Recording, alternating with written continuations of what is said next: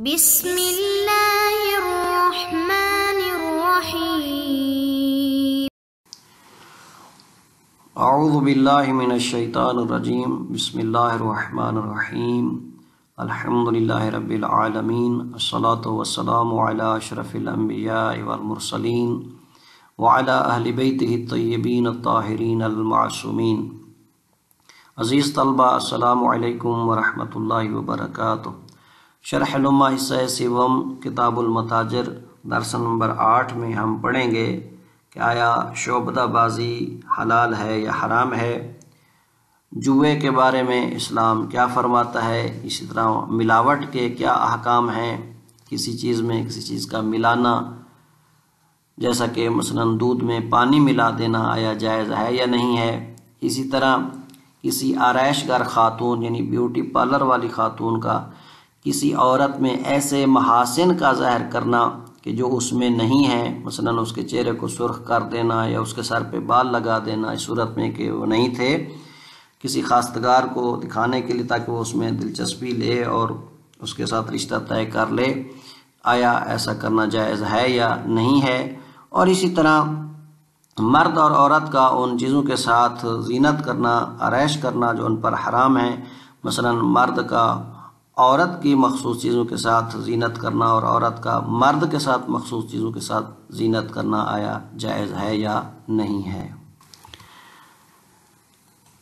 درس کا خلاصہ عرض کرتے ہیں۔ وَالشَّعْبَدَةُ، یہاں پر ہم کچھ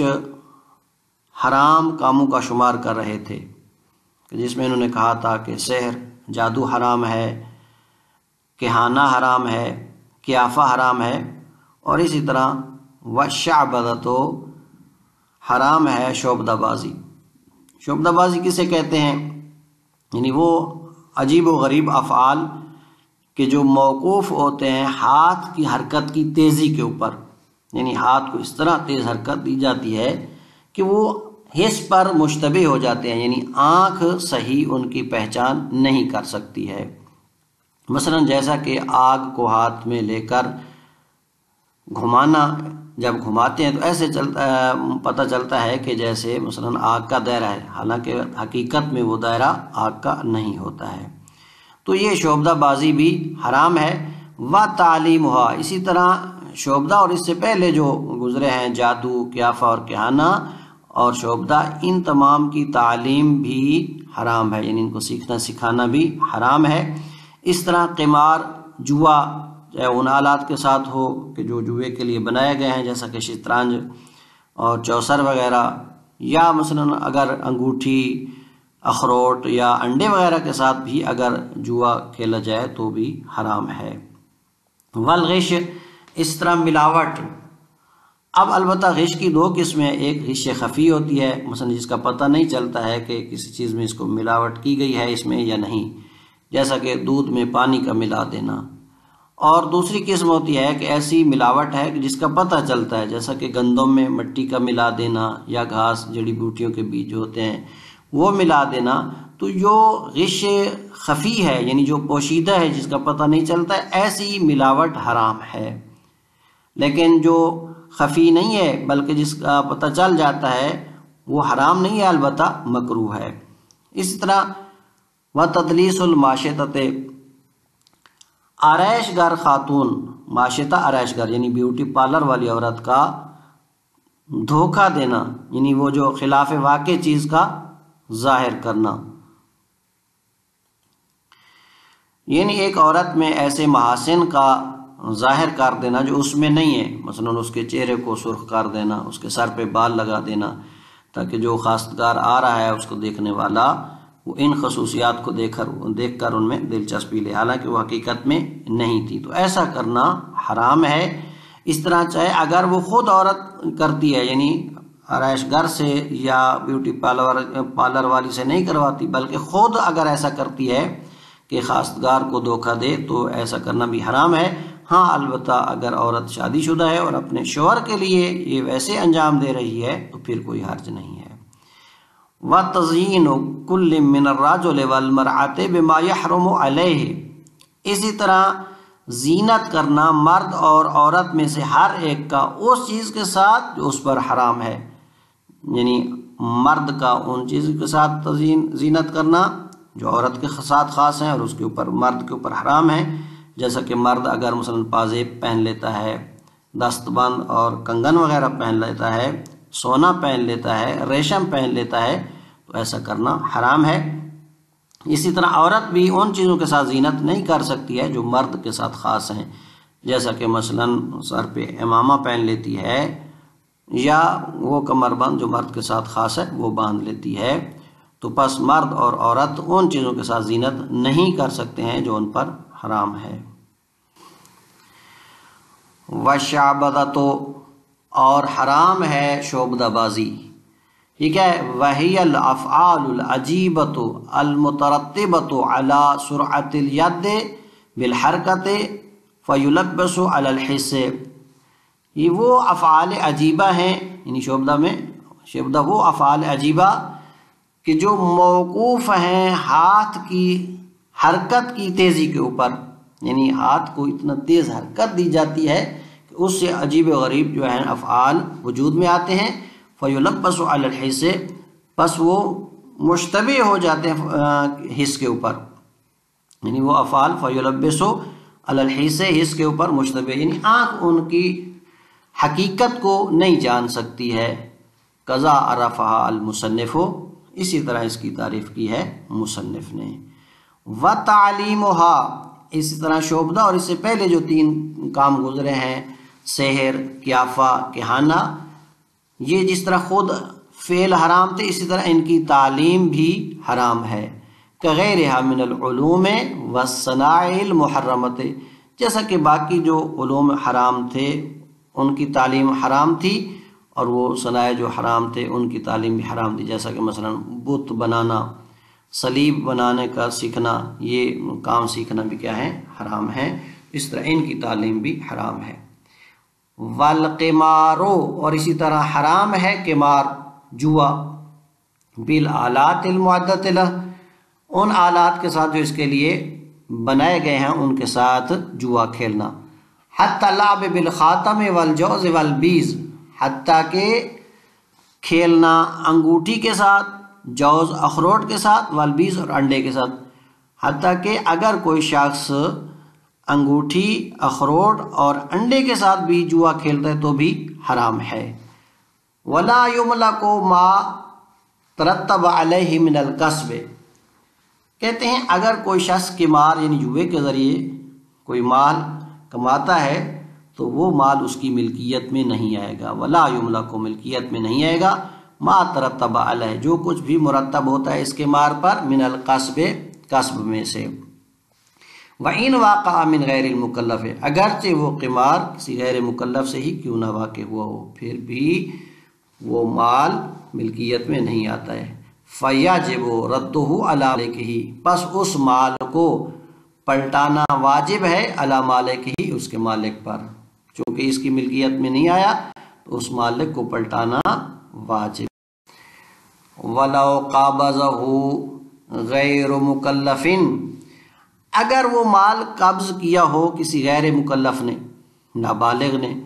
اب وہ اس کے اوپر تو تکلیف شرعی ہے نہیں، تو فَالْمُخَاطَبُ بِرَدِّهِ الْوَلِي، اب یہ جو رد والا خطاب ہے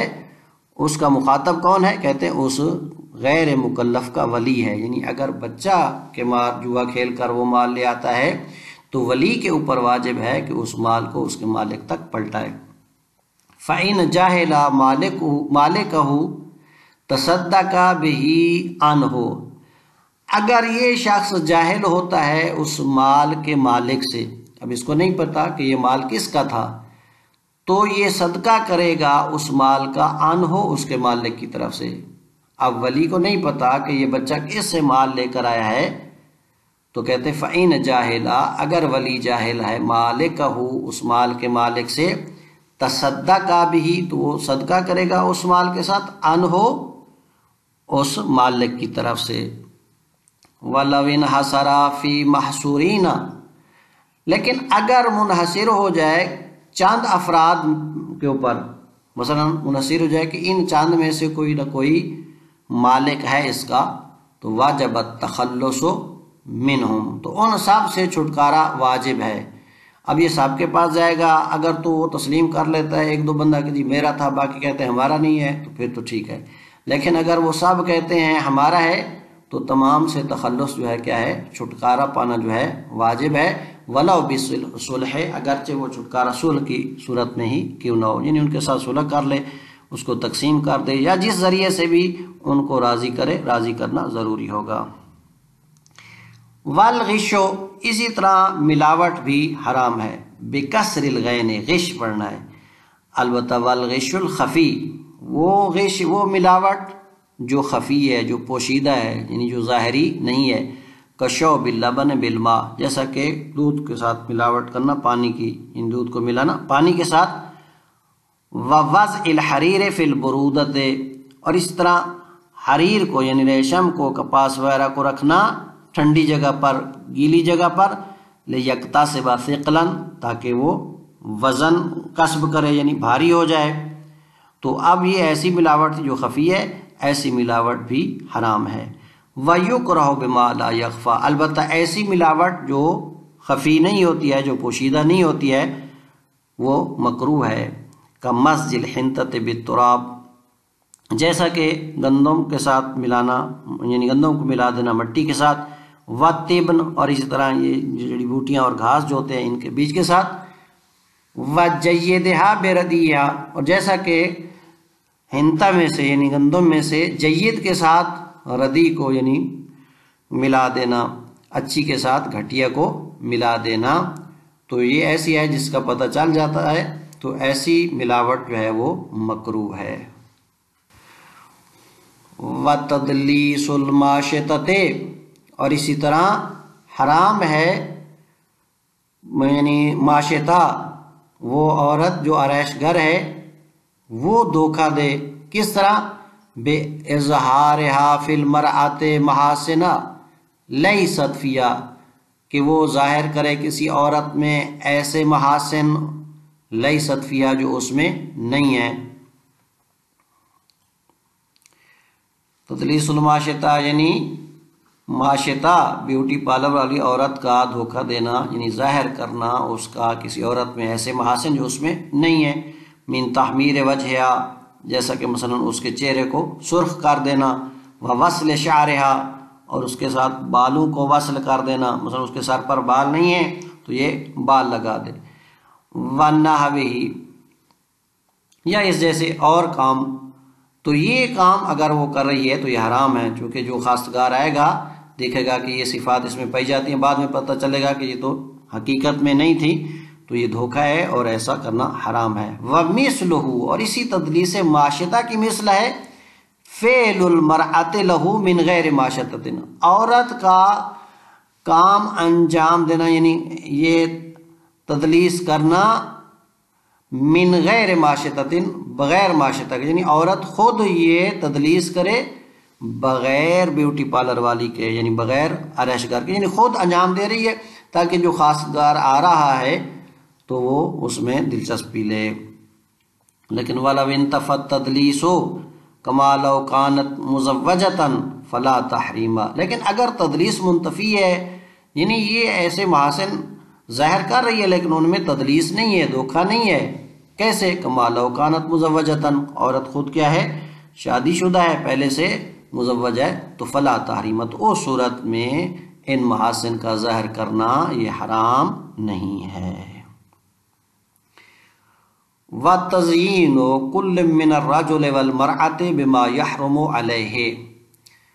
اسی طرح حرام ہے زینت کرنا ہر ایک کا، مرد اور عورت سے، بما، اس چیز کے ساتھ، یحرم علیہ، جو اس کے اوپر حرام ہے، یعنی مرد کا